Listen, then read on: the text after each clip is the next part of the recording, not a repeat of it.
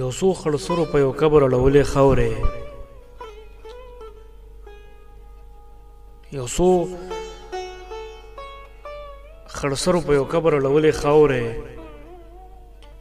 زه هم د ګاډي نه ورکوز شوم چې څوک نه شوي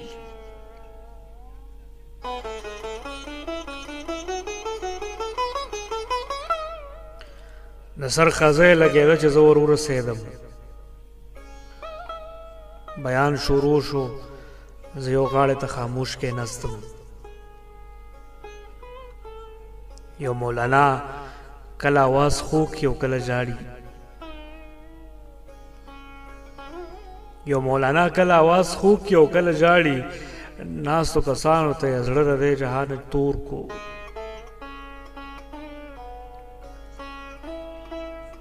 ویل اوس به ورته دواړه پختی ریز مریض کی د په جهان کې یو کودال او بیلچې پېژنده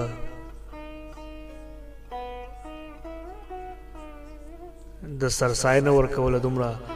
غټ جاهلو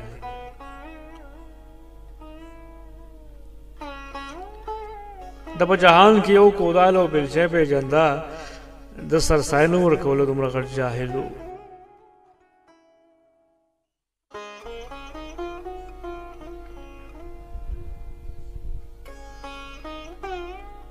د ځان ته خوښ و د هېچا سره یې روح نه ګډېده د ناجایزو اورېدو راکې توان پاتې نه شو اخر خفه شوم را روان کور ته دلګیر راغلم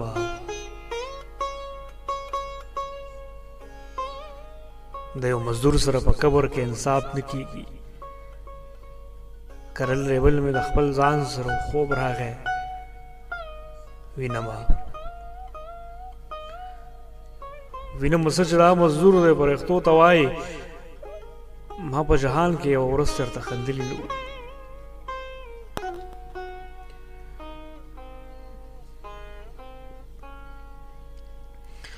لا مې د خاورو په بالښت سر لګولی نه دی څه په هیبت راغلی نیکبختو زه مو ویرولم زړه رانه پرېوت ما وې بیا څوک قرضدارې راغی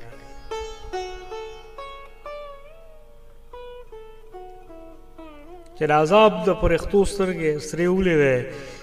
غریب راغونډ شو په کفن کې شین ګوشین شو هسې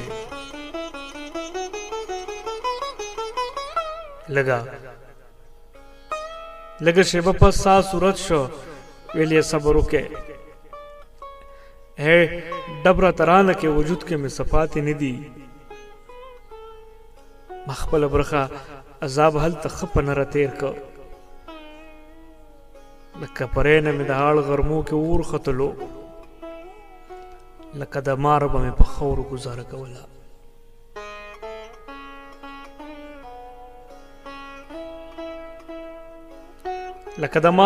خاورو ګزاره کوله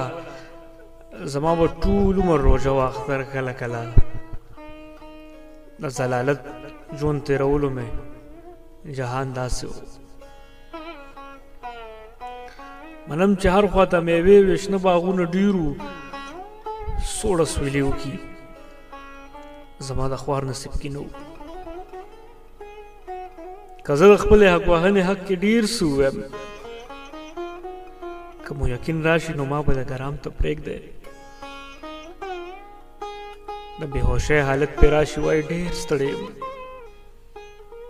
پردو ټاټکو راته اوږې ویسولولی مدام ما نه غیبت کړی دی نه مې پردې حق وهلی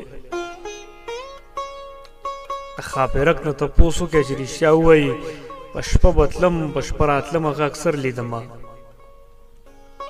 ما به د خېټې جهنم د سکروټې راوړې خو فرښتو چې زه نو الله ته وایې چې هغه د سرمایې ځپلې زمونږ د سوال او د جواب نو پردې غلام و د یو مزدور لاش ته په وقف ځای کې اور مه کرئ